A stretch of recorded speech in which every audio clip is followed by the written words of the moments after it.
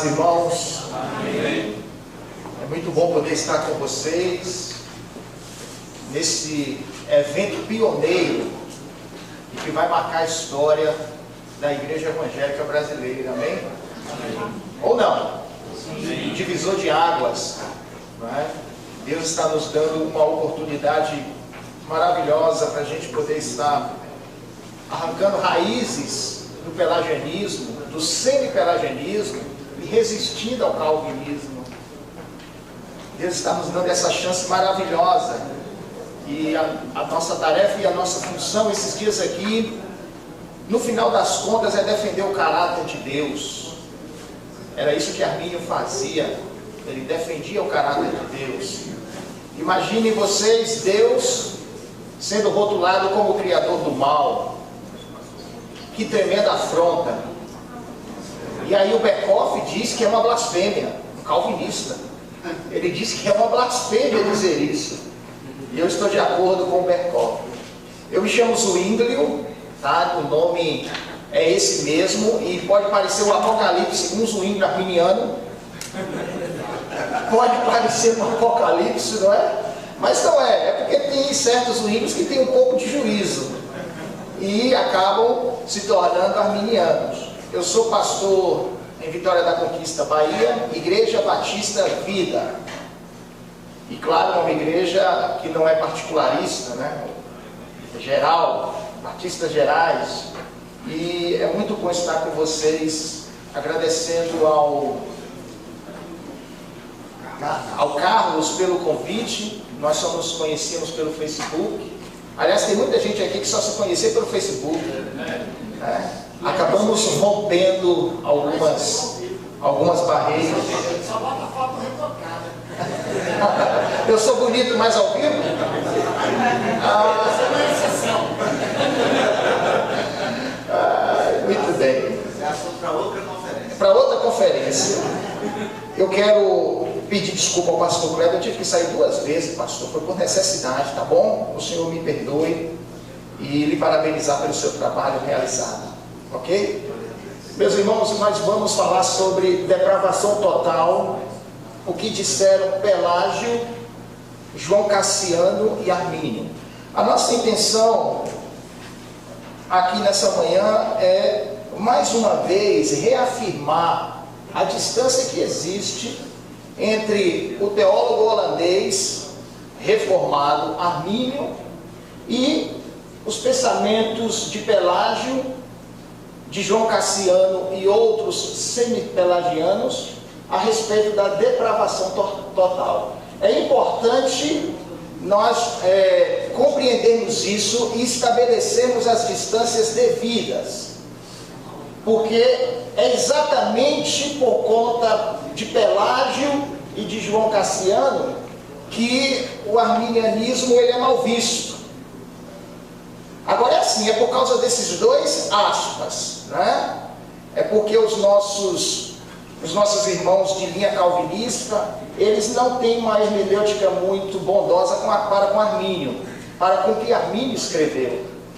Então eles acabam estabelecendo uma interpretação errada. Aí eu costumo me perguntar, é falta de capacidade intelectual? Eu concluo que não. Não é. É falta de possibilidade de recorrer aos acervos? Não é. E aí eu fico me perguntando, aí chega a seguinte questão, será que seria desonestidade intelectual?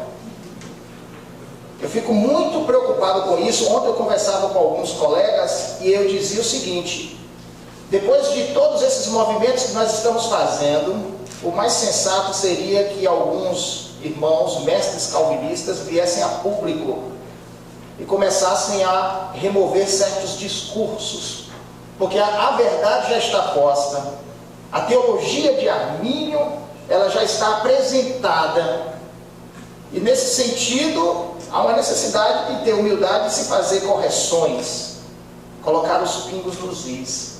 Então, às vezes eu fico me perguntando, será que é desonestidade intelectual? Eu também não acredito que seja preguiça de pesquisar. Ou então pode ser um mau hábito de repetir, ser papagaio. E aí sai repetindo o que um disse, o que outro disse, e aí, como disse o ministro de Hitler, Goebbels, uma mentira dita 1000 vezes, ela se transforma numa verdade. Então, meus irmãos, aí às vezes eu fico pensando que é exatamente uma questão de desonestidade intelectual, e eu sinto muito por conta disso. Mas ainda há esperança, amém? Nós ainda vamos ouvir os grandes teólogos calvinistas elevando Armínio ao lugar que ele merece. Nós vamos ver isso, porque não é possível que vão conseguir manter a vida inteira um falso discurso sobre Armínio. Meus irmãos, eu gostaria de falar sobre 4 coisas para a gente introduzir a nossa conversa. Eu só quero relembrar para os irmãos 4 verdades, e eu digo relembrar porque eu sei que os irmãos já têm o conhecimento. Primeiro, as Escrituras dizem que o homem foi criado à imagem de Deus. Correto? Gênesis 1, versículo 27 diz isso. E criou Deus o homem à sua imagem. A imagem de Deus o criou. Macho e fêmea os criou. Segunda verdade, Deus fez o homem reto. Deus fez o homem justo. E quem faz essa declaração é o sábio em Eclesiastes capítulo 7, versículo de número 29. Eu quero ler o texto.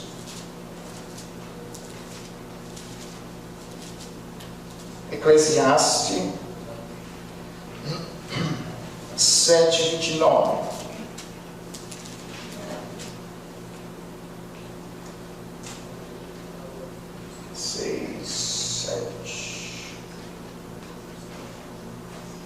Vede, isto tão somente achei, que Deus fez o homem reto, mas ele, o homem, buscou muitas invenções. Terceira verdade, o homem caiu. Gênesis 3, não vou fazer a leitura porque é extensa. Quarta verdade, o pecado de Adão afetou toda a humanidade. E aí nós temos os textos clássicos, e quero citar apenas o texto de Romanos capítulo 5, do verso 12 ao verso 21. Então nós temos essas 4 verdades, e essas 4 verdades elas estão conectadas no sentido da criação humana, da criação do homem e do fator queda. Por conta dessa questão da queda do homem é que nós podemos falar de soteriologia. Se o homem não caísse, nós não teríamos uma doutrina da salvação. Então uma coisa está evidentemente vinculada à outra. E o fato é que, meus irmãos, quem não admite a queda do modo como é apresentada na Bíblia, não é um cristão, é um pagão. Em contrapartida, aquele que crê do jeito que ela nos apresenta o fator queda, aí nós estamos nos constituindo como autênticos cristãos. Da queda de Adão, da queda adâmica, o que aconteceu? Passou para a humanidade aquilo que nós chamamos, que a teologia chama de depravação total. O pecado, com a sua sombra, ele veio e cobriu a humanidade. Caiu como que um véu sobre a humanidade. Há uma escuridão envolvendo a humanidade. E essa sombra nós podemos perfeitamente chamá-la de depravação total. Uma definição que eu quero apresentar, logicamente, do nosso mestre Armínio. Armínio disse o seguinte: em seu estado caído e pecaminoso, o homem não é capaz de, e por si mesmo, pensar, desejar ou fazer aquilo que é realmente bom, mas é necessário que ele seja regenerado e renovado em seu intelecto, afeições ou vontade, e em todos os seus poderes, por Deus em Cristo, através do Espírito Santo, para que ele possa ser capacitado corretamente a entender, avaliar, considerar, desejar e executar o que quer que seja verdadeiramente bom. Isto é o que é depravação total. Quando eu disse anteriormente que o pecado veio como uma sombra, eu não estou negando que essa sombra também penetrou. Não é simplesmente uma cobertura. O pecado adâmico trouxe à humanidade a presença do mal, a presença da morte dentro do homem. Então há todo um envolvimento, né, com o ser do homem. A depravação total, ela alcança o homem de modo holístico, de modo totalmente integral. Em Adão, cada um de nós estávamos presentes de forma potencial. Então, quando ele escolheu o mal, consequentemente, os descendentes que somos nós, acabamos por herdar este mal. Então a depravação total é exatamente isso, é essa herança maldita, essa herança que nós recebemos de Adão, e é uma herança que vem como que um manto que cobre, mas isso não é só uma cobertura simplesmente. O mal nos cobre e o mal nos invade, e o mal penetra no nosso ser. Dessa forma, nesse sentido, nós acabamos por nos tornar pessoas totalmente depravadas. Wesley, um arminiano, como todos nós sabemos, ele apresentava algumas expressões interessantes para denotar essa situação de depravação total. Ele falava sobre morto em transgressões e pecado, ele falava sobre impiedade e injustiça, ele dizia do homem como sendo irremediavelmente perverso, só má continuamente a inclinação, a tendência humana, e ele diz, totalmente depravado e corrompido. O que Wesley faz aqui é ecoar algumas passagens das Escrituras que trazem expressões similares. Por exemplo, Romanos 5,6 descreve a humanidade caída como uma humanidade ímpia, chama os homens de ímpios. Colossenses 3,6 filhos da desobediência. Efésios 2,3 filhos da ira. Romanos 6,20 servos do pecado. Jó 15,16 abominável e corrupto. Tito 3,3 insensatos, desobedientes, extraviados. Então, depois da queda, o mal penetra, o mal cobre, nos envolvemos com esse contexto de maldição, de pecado, somos herdeiros de Adão, e nós, os seres humanos, passamos a ser denominados deste modo, dessa forma. Esses adjetivos maravilhosos recaíram sobre nós. Meus irmãos, Armínio disse, vamos ouvi-lo novamente, qualquer que tivesse sido a punição dada aos nossos primeiros pais, teria sido da mesma forma transmitida e mesmo assim continuada a toda a sua posteridade, de forma que todos os homens são, por natureza, filhos da ira, detestáveis para a condenação e para a morte temporal, assim como eterna. Então Armínio também usa de designações idênticas àqueles que eu apresentei do texto bíblico, né? E nós encontramos em Wesley também essas designações sendo colocadas sobre os ombros da humanidade. Meus irmãos, isto é depravação total. É esse estado, é essa condição, né, de pessoas afastadas de Deus, mas imersa no mal, imersa no pecado. Agora é importante a gente compreender se essa depravação ela tem uma característica intensiva ou extensiva. É importante nós distinguirmos isso para que a gente não caia no engano de que pós-queda a imago Dei acabou por ser desvanecida do homem. Não, muito pelo contrário. O homem está em estado de depravação total, mas ele ainda mantém a imago Dei, a imagem de Deus. Então, quando a gente faz a distinção entre uma depravação total, intensiva ou extensiva, nós estamos dando mais um passo para colocar as coisas nos seus devidos lugares, para deixar as coisas de modo bem claro. Então vejamos, a depravação total, ela é extensiva ou intensiva? Ela é extensiva. Ela não é intensiva, e eu já dei a razão básica para ela não ser pensada como intensiva. A imagem de Deus está preservada.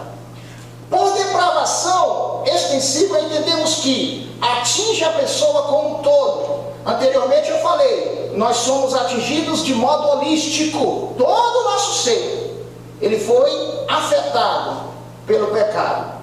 Aí vem as descrições. O corpo é afetado pelo pecado. Romanos 6, verso 6, Romanos 8, verso 10 e verso 13.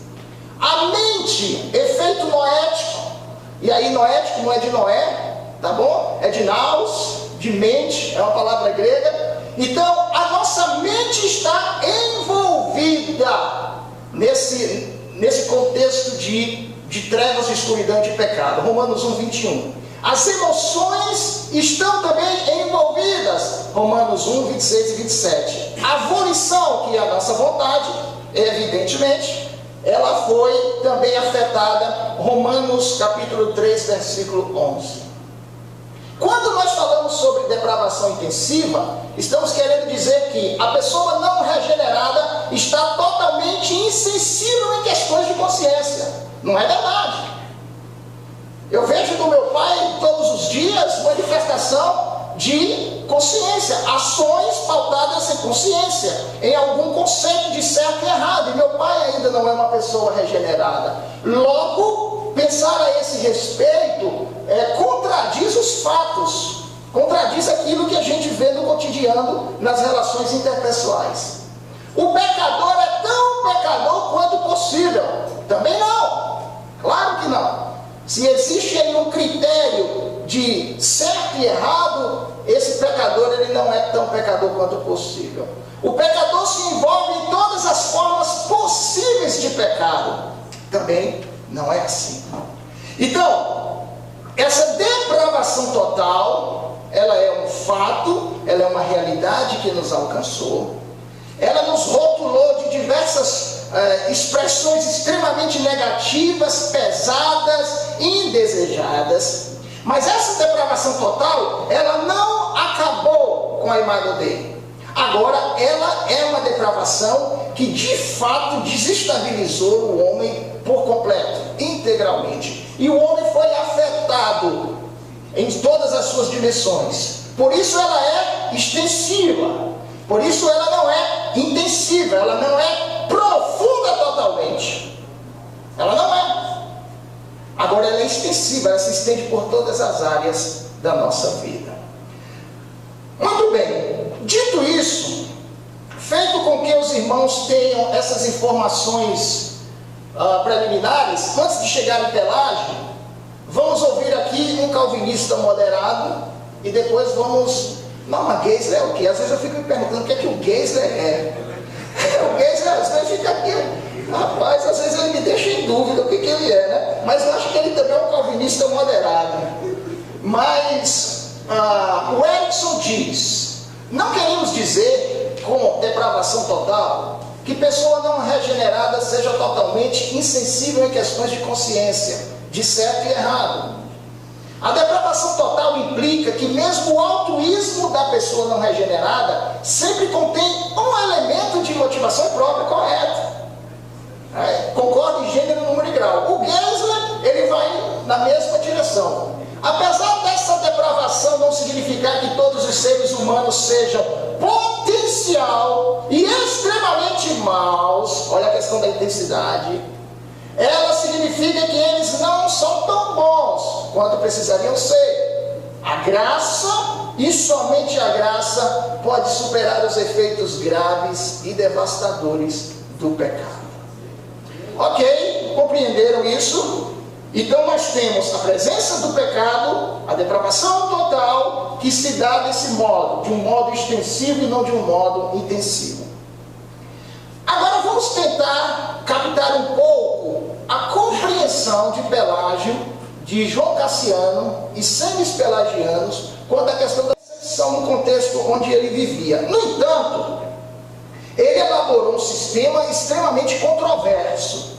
E aí nós temos que, realmente, nesse sentido, nós não podemos aliviar a barra para Pelágio, porque o sistema que ele construiu é extremamente controverso. Porém, antes de começar a falar mal da teologia de Pelágio, nós precisamos falar um pouquinho bem desse sujeito.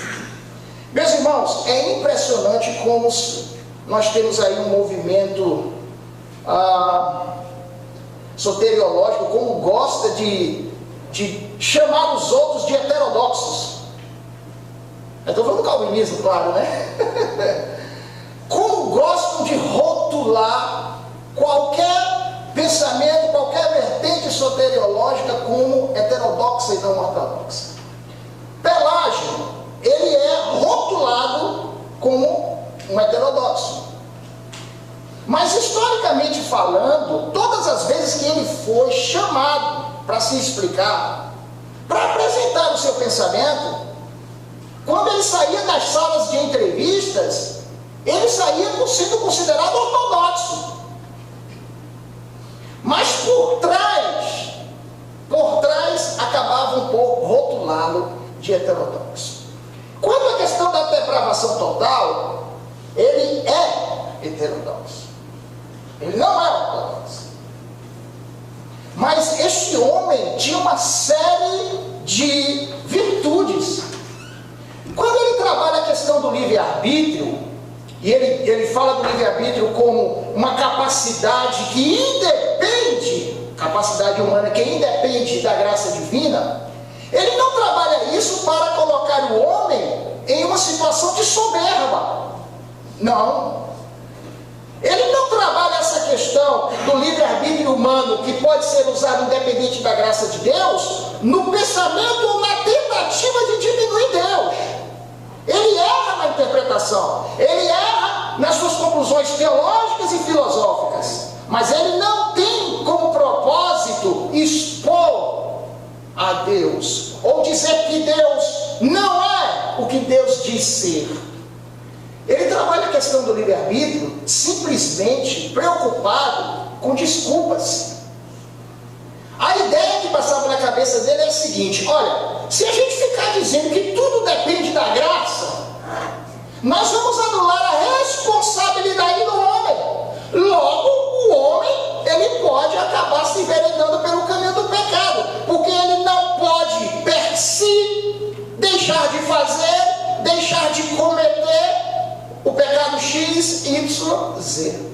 Então ele pensava a respeito dessa questão do livre-arbítrio exatamente para trazer sobre os ombros dos cristãos o peso da responsabilidade dos seus pecados cometidos contra Deus. Isso é virtuoso. Ele está errado quando ele diz que o livre-arbítrio independe da graça, mas o modo dele pensar, ele está corretíssimo, ele está certo.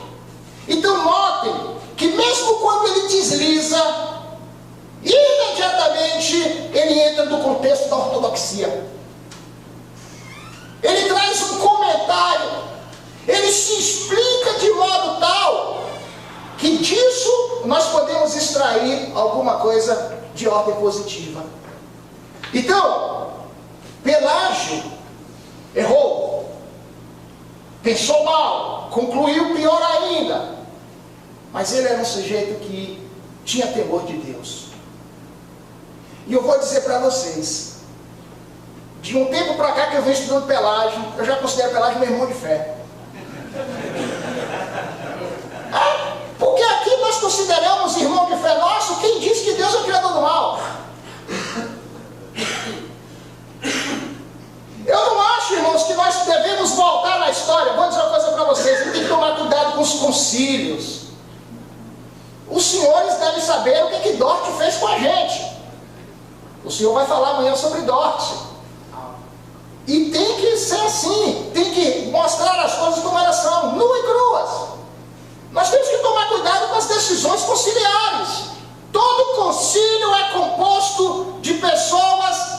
imperfeitas, pelagianas. Não pelagianas quanto à doutrina da depravação total, mas pelagianas no sentido de que são seres humanos falíveis, que erram. Então a gente precisa repensar, na hora de falar de Pelágio, é uma sugestão minha. E quando eu estava me preparando para falar, eu disse, eu vou dizer algumas coisas que podem chocar, mas tudo bem. Na hora que a gente for falar de Pelágio, vamos falar das doutrinas erradas, controversas dele, mas alto lá, vamos tentar conhecer o caráter desse homem, entender o que ele pensava, para além da exposição pura e simples das suas doutrinas controversas. Então a gente tem que ter um cuidado. Tem uma fala dele que eu capturei, que eu quero passar para vocês aqui. Uma fala extraordinária, deixe-me adiantar aqui. Ele disse assim, porque ele trabalhou a questão daqui a pouco eu dou o conceito dele, viu, de depravação total. Ele trabalhou a questão do posso não peccare. Ele dizia, eu posso não pecar. É a chamada doutrina da impecância. Então, quando ele trabalhou essa doutrina, olha o que ele queria dizer. Olha o grau elevado de austeridade no pensamento de Pelágio. Preste atenção. Ele disse, o cristão é aquele que o é, não em palavras, mas em obras. Aquele que imita e segue a Cristo em tudo. Aquele que é santo, inocente, sem mácula, sem culpa, em cujo coração não há maldade alguma, mas apenas piedade e bondade. Aquele que se recusa a injuriar ou ferir a quem quer que seja, mas socorre a todos. É cristão aquele que, com justiça, pode dizer, dois pontos. Eu não ofendi ninguém, tenho vivido corretamente para com todos. Isso é altamente cristão. Claro que você agora tem que dar o desconto, porque aqui, com essas palavras que revelam o caráter que o cristão tem que ter, ele acredita que isso pode ser vivido a partir do próprio livre-arbítrio, independente da graça divina, independente de uma ação sobrenatural de Deus na vida do homem. Ok, ele está errado, mas é assim que o cristão tem que viver. Essa é a preocupação de Pelágio. E essa é uma preocupação de que muitos ortodoxos hoje não possuem. Muitos calvinistas, muitos arminianos não possuem. No entanto, nós costumamos ser condescendentes com esses. Eu estou convocando os irmãos a serem condescendentes com Pelágio. Separar a espinha do peixe, o peixe da espinha da carne, né? Da carne, eu não sou um homem da beira da praia. Eu sou um homem que mora perto do cafezal, né? Do pé de café. Minha região lá, ela é uma região de produção de café. Meus irmãos, precisamos fazer essa justiça. O que eu estou propondo para vocês é o que nós queremos. Sim, também se não fizer, não faz mal não. Mas é o que nós queremos, ou pelo menos eu, que os calvinistas façam com Armínio, com a teologia de Armínio. A teologia de Armínio, uma teologia extremamente elevada da graça de Deus. Aliás, a teologia correta, bíblica. Então observe, se nós queremos que as coisas sejam bem apresentadas, façamos isso com Pelágio, porque ele está aqui para ser condenado, ele está aqui para ser criticado, mas nem tanto, nem tão pouco. Não podemos nos tornar fanáticos, pessoas cegas, que não conseguem enxergar as virtudes que os outros possuem. Ora, essa doutrina da impecância, ela é austera. Esse homem foi um homem que buscou viver exemplarmente. Como cristão, deve ter sofrido, porque as crises que a gente encontra por conta das nossas imperfeições, nós que já temos a graça, essa ideia da graça nos ajudando, a gente já entra em parafuso. Imagine esse homem, tentando, viver cada vez mais perto do ideal cristão, e ainda assim entendendo que era só por meio do livre-arbítrio e que Deus não interferia nisso, não viria interferir nisso. É claro também que ele não acreditava que isso iria acontecer da noite para o dia. Isso tinha a ver com toda uma vida, era uma coisa que acontecia de modo processual, longitudinal. Não era da noite para o dia, mas era assim que esse homem pensava. Meus irmãos, eu quero ler um testemunho de J.N.D. Kelly, eu separei aqui para ler para os irmãos, falando a respeito de Pelágio. Eu vou gastar mais tempo em Pelágio e Armínio, tá? Kelly disse o seguinte sobre Pelágio, aqui no capítulo 7 do livro Patrística, Origem e Desenvolvimento das Doutrinas Centrais da Fé Cristã. Ele disse assim: Pelágio sustenta que existem 3 aspectos em ação no homem: a capacidade, posse, a vontade, verbo, e a percepção, S. O primeiro procede exclusivamente de Deus, a capacidade procede de Deus, mas os outros 2 nos pertencem. Por isso merecemos louvor ou condenação, de acordo com os nossos atos. Aí vem, observe, seria errado inferir, no entanto, que para Pelágio, essa autonomia fizesse com que o homem de algum modo escapasse da influência da soberania de Deus. Ele não nega a soberania de Deus. Ele não é. Independentemente, pelo menos ele não nega na sua consciência, no seu modo de crer. Tá? Aí, para as nossas conclusões, talvez a gente vá chegar e vai dizer, não, ele está negando a soberania de Deus. Independentemente do que seus seguidores tenham dito, o próprio Pelágio jamais fez tal afirmação. Pelo contrário, junto com a sua crença no livre-arbítrio, ele concebe uma lei divina que proclama aos homens o que devem fazer e que coloca perante eles a perspectiva de recompensas e sofrimentos sobrenaturais. Se uma pessoa desfruta de liberdade de escolha, isso ocorre pela expressa magnanimidade de seu Criador, e ela deve empregá-la para os fins que ele determina. Então ele salienta a soberania divina, ele está preocupado com a magnanimidade do Criador, e ele diz que Deus dotou o homem do livre-arbítrio exatamente para fazer o que ele manda. Meus irmãos, são boas palavras a respeito de Pelágio que eu gostaria de compartilhar com vocês, para que nós não nos tornemos fanáticos. Estamos vendo uma geração na internet de fanáticos. Você entra no Facebook e você passeia por alguns grupos, uma juventude, uns moços, quase que se tornando homens bombas de Calvino. Um radicalismo absurdo, um sectarismo absurdo, uma incapacidade de chegar e dizer, olha, o meu argumento vai por essa linha, por esse viés. No entanto, esse modo que você pensa, ele é um modo que tem algumas coisas de relevantes a serem pensadas. Nós não temos isso. E nós precisamos tomar cuidado para nós não entrarmos por esse mesmo caminho. Armínio não precisa ser defendido por nós, mas a gente quer defender, porque ele é o nosso mestre humano. Ele nos deixou um legado soteriológico no qual nós cremos. Se vão colocar os pingos nos is ou não, nós não sabemos, mas o que acontece é que nós não podemos fazer a mesma coisa que andam fazendo por aí. Os irmãos estão entendendo o que eu quis dizer com essas boas palavras acerca de Pelágio? Então vamos agora criticá-lo. Vamos ver o conceito. É assim, bate e assopra. Então vamos lá. Ele disse, antes de ele, o homem, começar a exercer sua vontade, nele existe apenas aquilo que Deus criou. Olha só.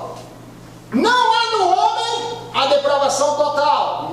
Não há no homem a herança adâmica. Não há. Só existe no homem aquilo civil. Aqui ele levanta uma questão que é uma coisa que eu ainda não me defini particularmente, mas ela é extremamente intrigante, que é a questão da origem da alma. Eu só acredito em uma dessas duas, ou no criacionismo ou no traducionismo. Todas as duas, para mim, são difíceis de serem concebidas. Por exemplo, a origem da alma como uma teoria criacionista. A pergunta que eu faço é a seguinte: quando Deus cria uma alma pura, porque Deus cria pura, Deus cria pura, e na hora que faz essa junção com o aspecto material, aí nesse momento você tem a herança adâmica, você tem o pecado. Parece dar a entender que Deus é o responsável. Ele cria pura, e depois por conta dele mesmo, porque quem faz essa junção, e aí para poder pegar toda a herança adâmica, quem faz essa própria junção é ele. Tem pessoas que dizem que isso faz de Deus o criador do mal naquele exato momento. Eu acho difícil. A traducionista diz que o homem pode gerar. Do homem é gerada o elemento material e imaterial, mas isso filosoficamente é difícil de você arrumar isso. Como é que a matéria gera o imaterial? E isso se desdobra? É difícil demais. Aqui você tem um problema filosófico absurdo. Mas o que ele está querendo dizer é exatamente isso. Deus cria perfeito. Pelo fato de Deus criar perfeito, esse homem não tem o pecado adâmico, porque se tivesse, Deus teria alguma relação com o mal na vida daquela pessoa. Olha ele preocupado novamente. Só que eu acho que é demais para ele. Querer entender isso é demais. É complicado compreender isso. Mas ele diz que a alma é como Adão antes da queda no Éden. A criança é como Adão antes da queda no Éden. Então o que existe nessa criança? Apenas aquilo que Deus cria? Ou Deus não é o criador do mal? É isso que ele pensa. Meus irmãos, vamos destrinchar um pouquinho mais. O pecado de Adão feriu apenas a ele e não toda a raça humana. Romanos 5 aí a gente vai ter que jogar para o espaço. Não é? Aí não dá, né, Pelágio? Os recém-nascidos estão no mesmo estado em que Adão estava antes da queda, conforme eu fiz menção anteriormente. A totalidade da raça humana não morre na morte ou queda de Adão. Vontade humana livre de alguma tendência intrínseca de fazer o mal, posso não pecar. Não existe pressão especial sobre a vontade do homem para que escolha o bem. Ora, todas essas afirmativas de Pelágio e dos seus seguidores, como Celestes, por exemplo, elas não conseguem se sustentar à luz de uma análise bíblica feita com responsabilidade. Portanto, ele está errado. Quando ele diz não existe pressão especial sobre a vontade, ele está falando da graça divina. Ele está dizendo que o livre-arbítrio foi dado, e uma vez dado, o presente de Deus, uma dádiva divina para o uso em serviço a ele, esse livre-arbítrio não sofre nenhuma pressão. E aqui ele fica preocupado com essa questão da responsabilidade humana. Ele cria na graça. Ele cria na graça. O Kelly traz uma outra citação dele que eu não vou pegar agora. Mas ele acreditava que nada poderia acontecer sem a graça. Agora, o conceito de graça dele era um conceito de graça natural. Aí você tem um paradoxo. Um conceito de graça natural. Graça é sobrenatural. Então ele dizia, olha, a graça de Deus manifestou em mim, me dando livre-arbítrio. Logo, o livre-arbítrio que é meu, é graça de Deus. Ele dizia também que a graça de Deus se manifestava ao homem por meio de ensinos, por meio de conhecimento. Aí você ia para a lei e ia para os evangelhos. Então ele faz com que a graça divina esteja envolvida nesse circuito do que é natural. E a graça é sobrenatural. Então em seu modo de pensar. E aí, meus irmãos, esse é o cerne da questão para a prelagem. Esse é o cerne da questão. É a questão da responsabilidade humana. Da responsabilidade humana. Mas ele estava errado, porque nós também, arminianos, defendemos a responsabilidade humana e não excluímos a graça divina. Muito pelo contrário, não é? Sem a graça divina, nada nós somos, nada nós podemos conseguir. Então ele contrariava o Salmo 51, Romanos 5,12, Efésios 2,3, porque negava o pecado original. A sua doutrina da impecância, muito bonito o discurso dele, mas você chega na primeira epístola de João, João vai dizer o seguinte: se dissermos que não temos pecado, mentimos para nós mesmos. Esse ideal de perfeição, de impecabilidade, por mais que ele estivesse no ponto futuro, ele é impossível de ser alcançado. Então, ele estava lidando com uma teoria própria, pessoal, particular, mas que confrontava com outras escrituras. Agora ele dizia o seguinte também, ele perguntava assim: vem cá, por que Deus disse assim, sede santos porque eu sou santo? Por que Deus disse assim? As escrituras dizem, sede vós perfeitos. Ora, se Deus manda, se Deus diz que é para ser assim, aí ele vem com a conclusão lógica dele, é porque é possível. Agora aí você tem que pegar essas escrituras e tentar fazer uma harmonização geral com outras escrituras. E a conclusão que a gente vai chegar fatalmente é o seguinte: a gente pode se tornar extremamente maduros na fé. Nós podemos entrar num nível de santidade muito grande, mas quanto mais santo, mais descobrimos que somos pecadores e que vamos continuar pecando. É a única equação possível, pegar declarações como essa que ele traz à baila e essa que eu trouxe de João, para harmonizar essas coisas, para não fazer com que essas escrituras fiquem colidindo-se. Há uma necessidade de entender, olha, é já e agora não. É a expressão escatológica, já e agora não. Agora eu sou santo, mas não sou completo. Agora eu posso viver em estados de condutas perfeitas. Até porque eu tenho uma graça, logo eu posso fazer muita coisa boa sem a motivação errada, mas com a motivação correta. Só que isso não é uma realidade para ser vivida plenamente nessa nossa existência. Isso é para a vida futura, é para a vida além. Então, vocês observem que ele erra, e eu acho que ele erra por pouco. Mas erra. Ele erra por pouco, mas acaba errando. Amém, meus irmãos? Amém? Amém. Nós somos renovados. Aqui tem Batista renovado, tem Nazareno, tem Assembleano. Não, nós somos renovados.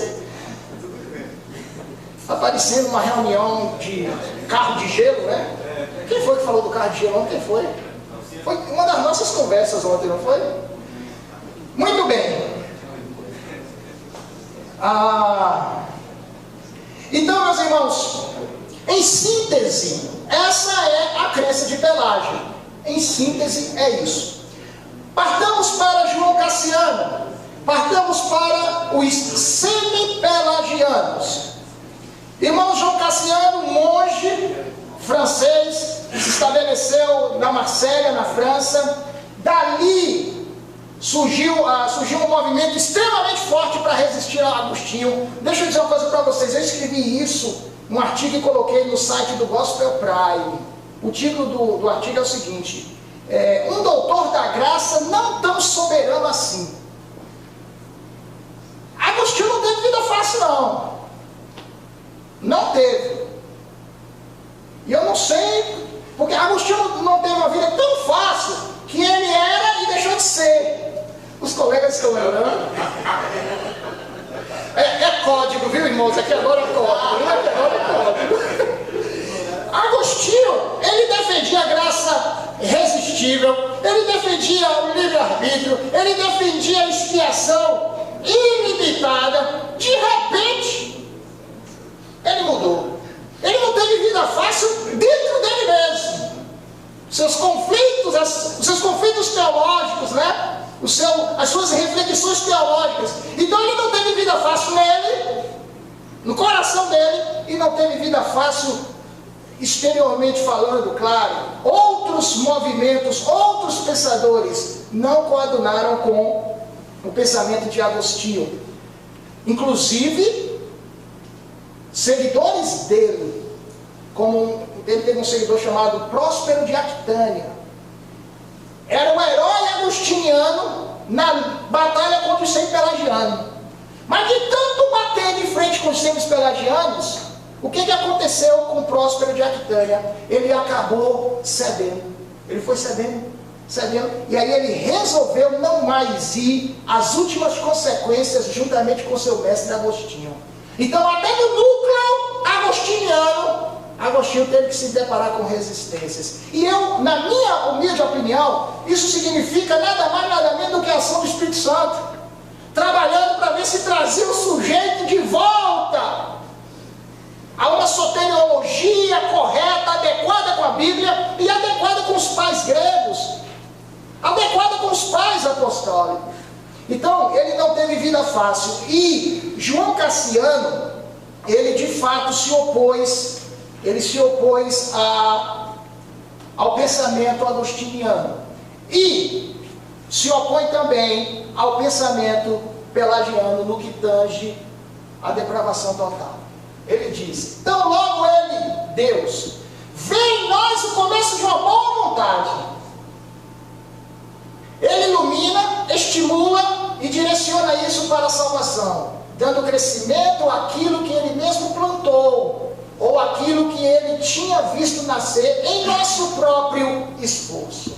Então ele tentou estabelecer uma ponte entre o pensamento de Pelágio, entre o pensamento de Agostinho, extremamente radical, mas só que ele não conseguiu resolver essa questão da liberdade humana, da soberania divina. Ele não conseguiu fazer uma conciliação adequada do estado de depravação total humano e dessa questão do livre-arbítrio, da capacidade de escolha. O único que conseguiu fazer isso, a parte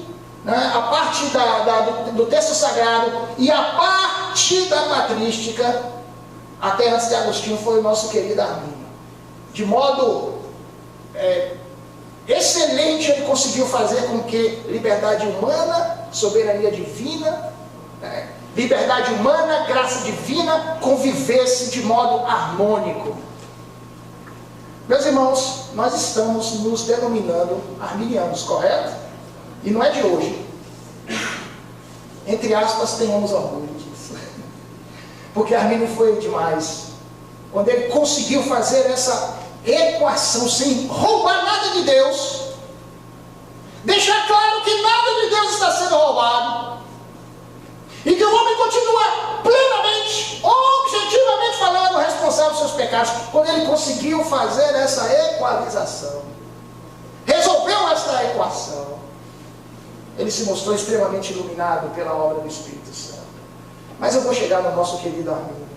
Então, meus irmãos, ele fala de esforço próprio, ele fala de uma boa vontade que começa em nós. Então, esforço próprio e uma boa vontade que começa em nós, isso tem a ver exatamente com o homem. A alma está doente, mas não está depravada totalmente, como nesse sentido que nós trabalhamos. Estou lhe dando um trabalho, né? Indo para lá e para cá, mas não tem jeito, viu? Quando eu fiz teologia, o professor de homilética, queria me enquadrar, mas eu dizia para ele: como é que você enquadra em um púlpito um colérico como eu? Você não vai conseguir nunca, rapaz. Dito e feito. Não conseguiu. Meus irmãos, as ideias de João Cassiano, século III, século IV, caminhando já, é exatamente isso. As ideias de João Cassiano, elas foram condenadas no concílio de Orange, 529 depois de Cristo. E é interessante que nesse concílio, e é bom dizer isso, porque era um embate entre o semi-pelagianismo e o agostinianismo. Agostinho venceu, mas não venceu tanto assim. Porque você vai pegar lá na decisão do concílio, e lá você não vai ver escrito a predestinação nos moldes agostinianos. Você não vai ver nenhum tipo de negativa de que a salvação se dá por presciência. Você não encontra isso lá. Então, no concílio de Orange, quando a gente fala assim, Agostinho venceu. Venceu não, você pode dizer para os irmãos calvinistas, espera aí, vamos lá, vamos aos fatos históricos. Orange não, inclinou-se para Cassiano, para o semi-pelagianismo, nem tampouco foi as últimas consequências com Agostinho. Não foi. Muito bem, meus irmãos, vamos a alguns argumentos. Antes da gente chegar nos argumentos semi-pelagianos, deixa eu falar aqui para vocês. Nós temos como hábito usar essa designação, semi-pelagianos. Eu quero que vocês risquem isso. Eu quero sim, sugestão, é evidente. Risquem isso.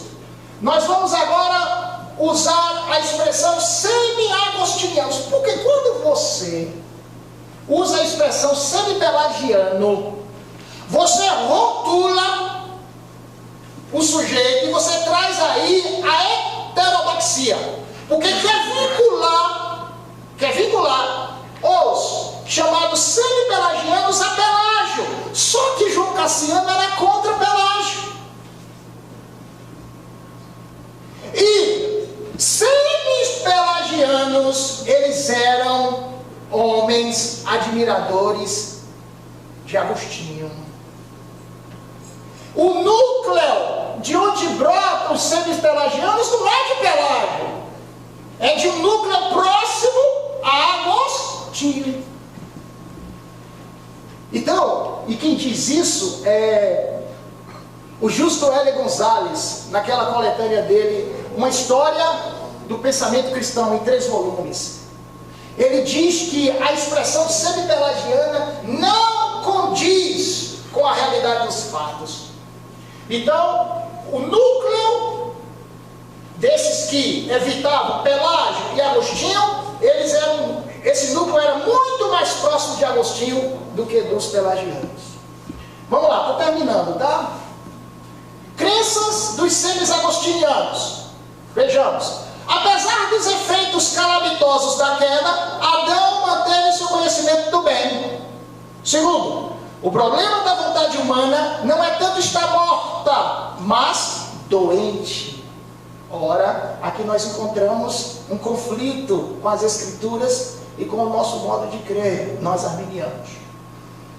Apesar de, às vezes, o primeiro impulso de uma boa vontade proceder claramente de Deus, outras vezes ela tem origem na própria volição do homem, e Deus a confirma e fortalece. Aqui ele usa alguns exemplos. Para a primeira frase, a primeira oração, ele coloca Paulo e Mateus. Deus chamou esses sujeitos. Na segunda oração, ele coloca Zaqueu. Zaqueu foi quem teve o impulso. Foi Zaqueu quem foi. Zaqueu quem deu o primeiro passo, né? O initio fidei. É isso que os semi-pelagianos vão dizer e defender. Então, para Cassiano e companhia, existem essas duas possibilidades. E as duas existem exatamente porque essa depravação, ela não é total nos moldes que nós costumamos crer e trabalhar. Ok, vamos lá. Interessante que no grupo dos semi-agostinianos surgiu um cara chamado Vicente de Lérins. Vicente de Lérins, ele confrontou Agostinho. E ele chamou Agostinho, você sabe de quê? De inovador. Traduzindo, modista. Hoje a gente fala tanto dos modismos da igreja evangélica brasileira, correto? Mas modismo a gente já tem desde lá de cedo. Agostinho foi um desses que inventou uma moda teológica. Vicente de Lérins, ele dizia assim, olha, nós precisamos conservar a tradição. A tradição. De que tradição está falando? Ele está falando de uma tradição anterior à ideia de Agostinho. As novas ideias soteriológicas de Agostinho. E essa tradição, Agostinho era aderente à mesma. Daqui a pouco Agostinho surge com um novo pensamento, com novas conclusões. Vicente vai dizer exatamente isso. Olha, nós temos que ser fiéis à tradição. Ponto. É uma referência na cabeça dele aos apóstolos e à patrística. Os pais antinicenos, os pais gregos, os pós-nicênios também. Essa é a ideia. Então ele diz que Agostinho era um modista. E ele dizia, nós não podemos admitir modismo. Quem é que está falando? É o grande Agostinho? Pois bem, ele está inventando um modismo.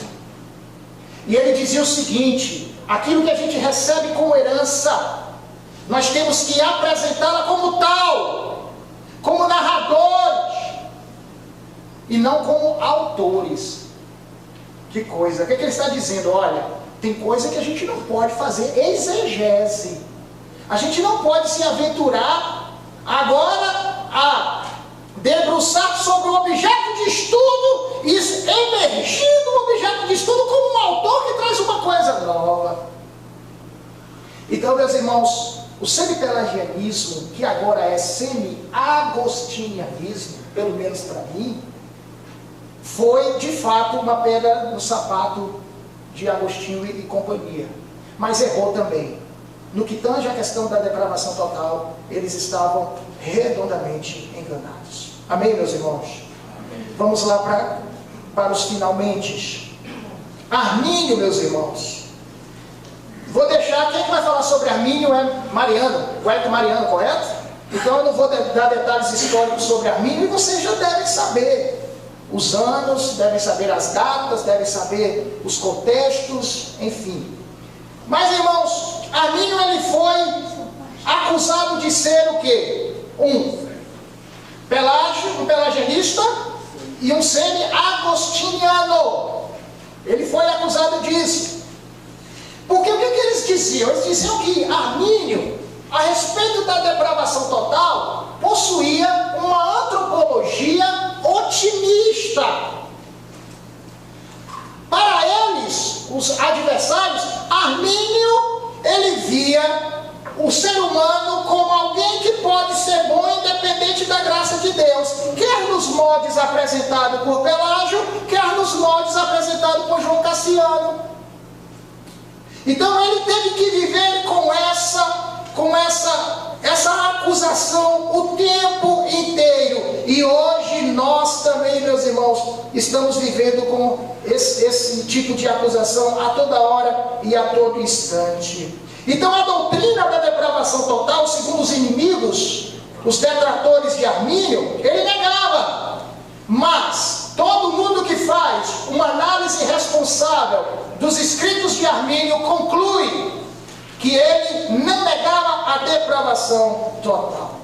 Ele disse, escreveu: confesso que a mente de um homem carnal e natural é obscura e sombria, que suas afeições são corruptas e excessivas, que sua vontade é obstinada e desobediente, e que o homem está morto em pecados. Então, meus irmãos, para Armínio, crer e alcançar a salvação não tinha nada a ver com o equipamento humano, não tinha nada a ver com condições próprias, condições naturais, muito pelo contrário, porque ele está definindo mais uma vez, ele está trabalhando mais uma vez essa extensão da depravação total. Mente de um homem carnal. O homem é carnal, é natural, sua mente é obscura, ela é sombria. Olhem quantos termos, quantos adjetivos impactantes. Então, é um erro quando você lê uma referência dessa de Armínio e você acaba concluindo que Armínio tinha uma antropologia otimista. Não, senhor. Não é isso o que os fatos nos mostram. Meus irmãos, vamos a algumas pertinências. Remonstrância e remonstrantes. O terceiro artigo da remonstrância, que é o manifesto que foi escrito para ser apresentado lá naquele bendito, lá no Dort, né? Então, O terceiro artigo é achar que o homem tem a sua capacidade pessoal de tomar iniciativas boas. E aqui, meus irmãos, há de se fazer menção, porque ele vai dizer que é o meio que determina, é o convívio. O homem nasce bom, tem uma misériazinha aí, mas não é a depravação total. E aí, à medida que ele vai convivendo, o contexto vai corrompendo o homem. E aqui nós encontramos o pensamento do filósofo Jean-Jacques Rousseau, o pai do esquerdismo. Quando eu falo esquerdismo, é esquerdismo político mesmo. Ele tinha como tese a seguinte, ele tinha como ideia a do bom selvagem. Muito obrigado. A ideia do bom selvagem. O homem é bom, a sociedade é que corrompe. É por isso que hoje nós temos assim, esses problemas que nós vemos hoje de busca por igualdade, de busca por... de que o homem pode, né? Nós podemos ter uma sociedade igualitária, justa, melhor. Isso é fruto do pensamento de Rousseau, pai do esquerdismo. E ele dizia exatamente isso, que era a sociedade que corrompia o homem. Aí que você tem um determinismo, e aí você tira do sujeito todas as suas responsabilidades. Aí você tem em contrapartida Thomas Hobbes, que vai dizer exatamente o oposto. Não, a natureza do homem é má. É má. E a sociedade serve para controlá-lo. Eu acredito nisso, é nisso que eu creio. Então ele foi influenciado por esse pensamento e ele se afastou. Mas, ouçam, vai dizer também que às vezes ele se mostra confuso. Às vezes ele está lá, às vezes ele está cá. Vamos ter misericórdia do Limborg aqui também, né? Mas ele chegou a se afastar, embora ele se mostre confuso. Algumas acusações ao arminianismo por causa de uma suposta antropologia. O novo dicionário de teologia, claro, pensado, produzido e escrito por calvinistas, Sinclair Ferguson e David Wright, eles dizem: Armínio estava dizendo que Deus não escolhe ninguém, mas em vez disso prevê que alguns o escolherão. Que maldade, que veneno. Que veneno. Absurdo! Em momento algum, meus irmãos, nós encontramos nos escritos de Calvino, nos pensamentos de Armínio, digo, uma coisa desta natureza. Edwin Palmer disse o seguinte: os arminianos acreditam que, às vezes, o homem natural e não regenerado tem bondade o suficiente nele, de maneira que, se o Espírito Santo ajudá-lo, ele irá escolher a Jesus. O homem escolhe Deus, e então Deus escolhe o homem. Injustiça. E aí, além de Ferguson, Wright, e além de Palmer, nós temos William Perkins, James Montgomery Boyce, Michael Wharton, W. Robert Godfrey e outros tantos calvinistas que acabam engrossando essa fileira de detratores, de acusadores de Armínio, quando eles não têm nenhuma razão, nenhuma. Tudo que eles escrevem, tudo que eles dizem, na hora que são confrontados com os escritos de Armínio, é revelada a mentira, ou o engano, ou o lapso, ou o deslize. Se quiser usar de eufemismos, pode. Mas não é possível você estar com o texto original. Não é possível você ter acesso ao texto original e você concluir uma coisa dessa natureza.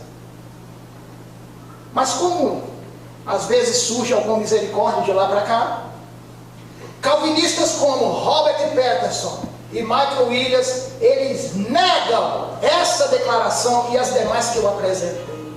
Eles dizem o seguinte, são calvinistas: Armínio cria na absoluta necessidade da graça. Absoluta!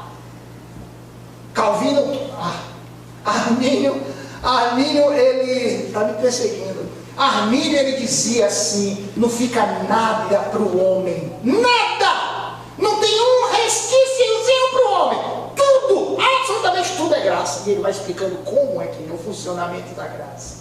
O arminianismo não é pelagiano, nem semi-agostiniano. Para o arminianismo, a vontade humana está totalmente corrompida. Amém, irmãos? Fechando nossa conversa, a síntese do pensamento de Armínio. O homem é incapaz de exercer qualquer boa vontade para com Deus. Não tem qualquer remanescente de bondade em si mesmo. 2. Depende totalmente da graça preveniente. 3. Resultado dessa síntese: depravação total. Depravação total. Amém, meus irmãos? Deus nos abençoe. Amanhã